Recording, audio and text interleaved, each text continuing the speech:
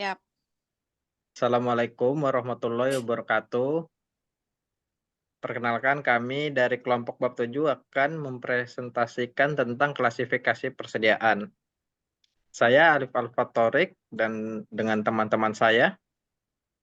saya Muiza. Saya Renade Saputra.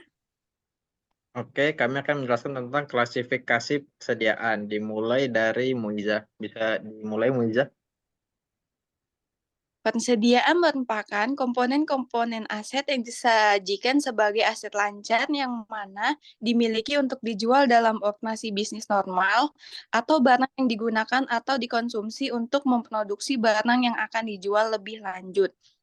Kleso DKK 2017 menyatakan persediaan adalah aset yang A. dimiliki dan tersedia untuk dijual dalam kegiatan bisnis normal, B. dalam proses produksi untuk penjual tersebut, dan C. dalam bentuk bahan atau perlengkapan untuk digunakan dalam proses produksi atau pemberian jasa. Selanjutnya,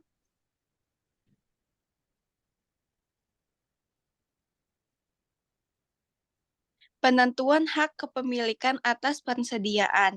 Dalam pengakuan persediaan dapat berdampak pada informasi laporan posisi keuangan dan laporan laba rugi. Sebagai contoh, suatu entitas yang mengakui terlalu cepat transfer kepemilikan persediaan melalui penjualan kepada pelanggan akan berdampak pada laporan posisi keuangan, yakni berkurangnya nilai persediaan dan bertambahnya nilai kas atau piutang sementara dampaknya laporan laba rugi akan meningkatkan penjualan dan beban pokok penjualan.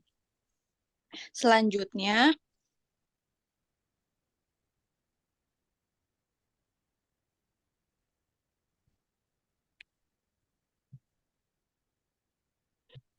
satu, barang dalam perjalanan. Persyaratan mengenai pemindahan kepemilikan pada saat persediaan masih dalam perjalanan telah diatur dengan bentuk FOB shipping point dan FOB destination. Kedua, barang konsinyasi. Biasanya terdapat transaksi yang mana sebuah entitas mengirimkan persediaan miliknya kepada entitas lain yang bertindak sebagai agen untuk menjual konsinyasi. Yang ketiga, syarat penjualan khusus. Perjanjian khusus biasanya mengatur kepemilikan persediaan tetap pada penjual, meskipun fisik barang telah berada di pembeli, misalnya penjualan angsuran atau penjualan dengan syarat-syarat tertentu, sebagaimana situasi saat penjual memperhaknya atas barang dengan mencatat persediaan pada nilai perolehan dikurangi nilai yang telah dibayar.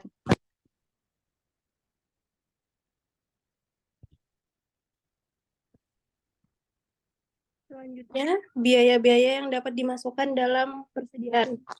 Itu biaya pembelian itu seperti persediaan meliputi harga beli, biaya impor, pajak lainnya, atau selain yang dapat ditagih kembali setelahnya oleh entitas ke otoritas pajak. Biaya pengangkutan, biaya penanganan, dan biaya lainnya secara langsung dapat didistribusikan pada perolehan barang jadi bahan baku dan jasa. Kedua, biaya konversi. Ini meliputi biaya yang secara langsung terkait dengan unit yang diproduksi seperti biaya tenaga kerja langsung, alokasi overhead, produksi tetap, dan variabel yang timbul saat mengkonversi bahan baku menjadi barang jadi. Terus yang ketiga tuh biaya lain. Biaya lain yang termasuk dalam biaya persediaan hanya selama biaya tersebut timbul agar persediaan berada dalam kondisi lokasi saat ini, sebagaimana dalam keadaan tertentu. Yang keempat, biaya persediaan pemberi jasa itu. Selama pemberi jasa memiliki persediaan, maka persediaan tersebut diukur pada biaya perolehan dalam pemberian jasa. Biaya persediaan dari pemberian jasa terdiri atas biaya tenaga kerja yang secara langsung menangani pemberian jasa termasuk tenaga penyelia dan overhead. Terus selanjutnya potongan dan retur pembelian. Potongan pembelian itu merupakan penurunan biaya persediaan yang diperoleh pembeli karena membayar lebih awal. Penjual terkadang juga memberikan potongan jika membayar sebelum jatuh tempo. Kedua, retur pembelian. Retur pembelian merupakan biaya persediaan karena pembeli mengembalikan persediaan kepada penjual. Biasa disebabkan karena ketidaksesuaian barang atau barang rusak. Oke, lalu ada setelah itu sistem pencatatan persediaan. Yang pertama, sistem pencatatan periodik. Sistem ini tidak mencatat persediaan baik ketika masuk maupun keluar yang disebabkan oleh berbagai transaksi, sehingga mengetahui nilai persediaan akhir harus dilakukan perhitungan fisik. Persediaan dicatat dengan mendebit pembelian dan mengkredit utang usaha dan lain-lain. Lalu ada juga pencatatan perpetual. Di sini secara terus-menerus mencatat arus persediaan baik masuk maupun keluar yang disebabkan oleh beragam kejadian atau transaksi. Sistem ini menghasilkan nilai persediaan yang terbaru atau yang terupdate pada catatan. Jadi untuk mengetahui nilai persediaan cukup dengan catatan yang tersedia. Lalu setelah itu kesalahan dalam pencatatan persediaan.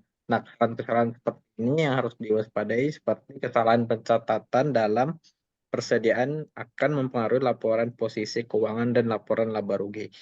Jenis-jenis kesalahan pencatatan akan menghasilkan persediaan yang lebih saji dan kurang saji, yang mana keduanya sama-sama berpengaruh pada laporan keuangan. Sebagai contoh, persediaan akhir yang lebih saji dalam laporan posisi keuangan akan berdampak pada beban pokok penjualan dan laba bruto yang kurang saji, serta laba neto lebih saji pada laporan laba rugi. Lalu menurut Stitch EKDKK 2004 menjelaskan kesalahan pencatatan dan dampaknya terhadap laporan keuangan. Yang pertama itu ada persediaan yang dicatat lebih saji penjualan. Persediaan akhir yang dicatat terlalu tinggi akan mengurangi beban pokok penjualan dan menaikkan nilai laba bruto, laba neto pada periode terjadinya kesalahan. Lalu yang kedua ada persediaan yang dicatat kurang saji penjualan.